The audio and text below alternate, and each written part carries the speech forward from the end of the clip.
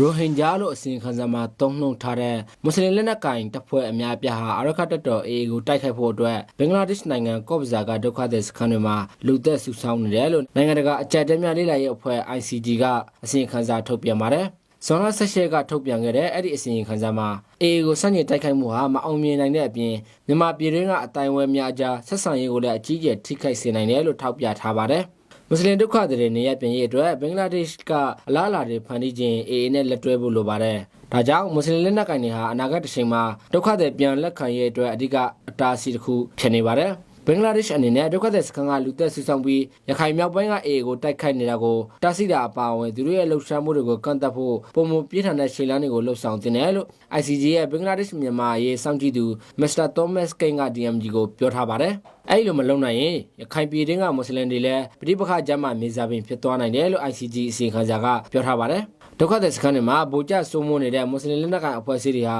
အခုခါမှာတော့အရှင်းရှင်းပူးပေါင်းထားကြပြီးအဲ့ဒီပူးပေါင်းမှုကိုဘင်္ဂလားဒေ့ရှ် agency တွေကလည်းထောက်ခံကြတယ်လို့ ICG အစီရင်ခံစာကဖော်ပြပါတယ်။မြန်မာဘင်္ဂလားဒေ့ရှ်နယ်စပ်တစ်ခုလုံးကို AA ကထိန်းချုပ်ထားပြီးဘင်္ဂလားဒေ့ရှ်အစိုးရဟာလည်း AA နဲ့ထိတွေ့ဆက်ဆံဖို့ကြိုးပမ်းလျက်ရှိနေပါတယ်။